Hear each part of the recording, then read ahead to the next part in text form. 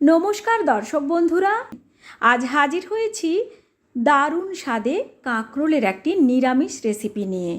যে কোনো নিরামিষের দিনে আপনারা এটি বানিয়ে ফেলতে পারেন।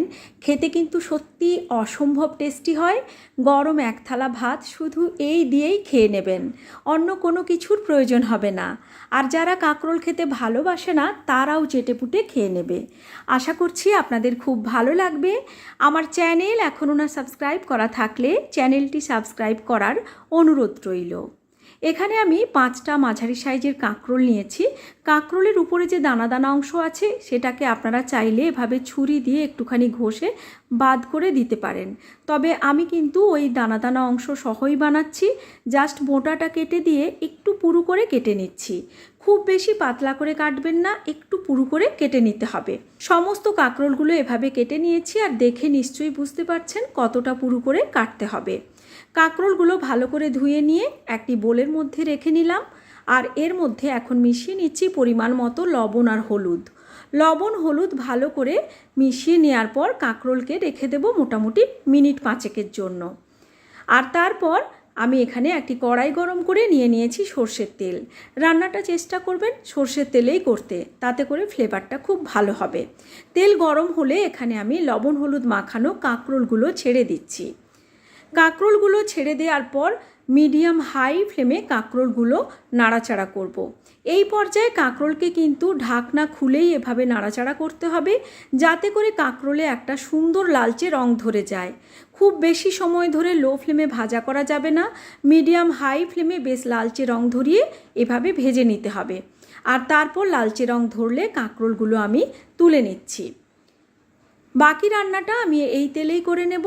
তার জন্য দিয়ে দিচ্ছি হাফ চামচ কালো জিরে, আর দিচ্ছি একটি চেরা কাঁচা লঙ্কা।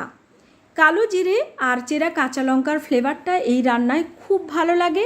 কালো জিরে কাঁচা লঙ্কা দেওয়ার পর কয়েক সেকেন্ড নাড়াচাড়া করে নেব। আর তারপর ফ্লেমটাকে আমি অফ করে দিয়েছি, দিয়ে এখানে যোগ করে দিলাম হাফ চামচ হলুদ গুঁড়ো, আর এখানে 1 চামচের একটু বেশি পরিমাণ দিচ্ছি কাশ্মীরি লাল লঙ্কার গুঁড়ো, যেহেতু পরে আমি কাঁচা লঙ্কা বেটে এই রান্নাটিতে ব্যবহার করব। ফ্লেম একদম অফ করা অবস্থাতেই তেলের মধ্যে এগুলো নাড়াচাড়া করে নিলাম। আর আগে থেকে এর জন্য আমি একটি মশলা বানিয়ে রেখেছি। 1.5 চামচ হলুদ সর্ষে, 1 চামচ কালো সর্ষে, আর এখানে দিয়ে দিলাম প্রায় 1.5 থেকে 2 চামচের মতো পোস্ত।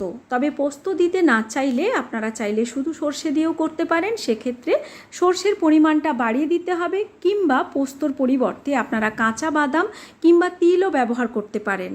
সর্ষে পোস্ত শুকনো অবস্থায় একটু ঘুরিয়ে নিয়ে এখানে অল্প একটু লবণ আর 2-3টে কাঁচা লঙ্কা দিয়ে পরিমাণ মতো জল দিয়ে খুব মসৃণ করে বেটে নিচ্ছি।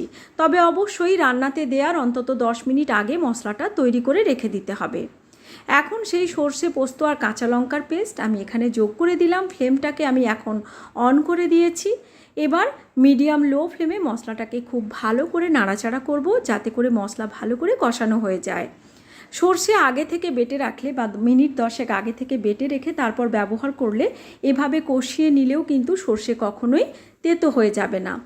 সর্ষে আর পোস্ত মোটামুটি 4-5 মিনিট কষিয়ে নেওয়ার পর এখানে আমি যোগ করে দিচ্ছি কুড়ানো নারকেল।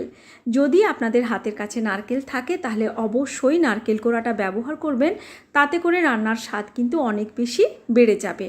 মশলা ভালো করে কষিয়ে নেওয়ার পর বা নারকেল দেওয়ার পর 2-3 মিনিট ভালো করে কষিয়ে নিয়েছি, যাতে নারকেল ভালো করে ভাজা হয়ে যায়। আর তারপর ভেজে রাখা সমস্ত কাঁকরোল দিয়ে মশলার সঙ্গে আরও 2 মিনিট নাড়াচাড়া করে নিলাম। মশলা আর কাঁকরোল একসঙ্গে ভালো করে কষানো হয়ে গেছে। এবার আমি এখানে যোগ করে দিচ্ছি গ্রেভির জন্য জল। মিক্সির জারটা ধুয়েই এখানে জল যোগ করে দিলাম। এবার পরিমাণ মতো লবণ দিয়ে দিচ্ছি, আর দিচ্ছি হাফ চামচ মতো চিনি, টেস্টটাকে সুন্দর ব্যালেন্স করার জন্য। তবে আপনারা না চাইলে চিনিটা নাও দিতে পারেন, কারণ নারকেল থেকে একটা ন্যাচারাল সুইটনেস এতে যোগ হয়ে যাবে যদি নারকেল দেন। আর যদি চিনি না পছন্দ করেন নাও দিতে পারেন। এখানে আমি 2টো চেরা কাঁচা লঙ্কা দিয়ে দিলাম। এবার ঢাকা দিয়ে জাস্ট মিনিট 5 রান্না করে নেব। 5 মিনিট পর আমি ঢাকনাটা খুলে দিয়েছি। দেখতেই পাচ্ছেন গ্রেভিটা কিন্তু ঘন হয়ে এসেছে, তেলটা একেবারে উপরে ভেসে উঠেছে। রান্না আমাদের একেবারেই শেষ। এখন জাস্ট ফ্লেম অফ করে ঢাকা দিয়ে 5 মিনিট মতো দিয়ে নেব স্ট্যান্ডিং টাইম। আর তাতে করেই কাঁকরোলের এই নিরামিষ রেসিপি একদম রেডি সার্ভ করার জন্য। দেখতেই পাচ্ছেন কতটা লোভনীয় দেখতে হয়েছে, খেতেও কিন্তু দুর্দান্ত হয়। আশা করছি আমার আজকের এই নিরামিষ রেসিপিটি আপনাদের ভালো লেগেছে। ভালো লাগলে লাইক, শেয়ার ও কমেন্ট করার অনুরোধ রইল।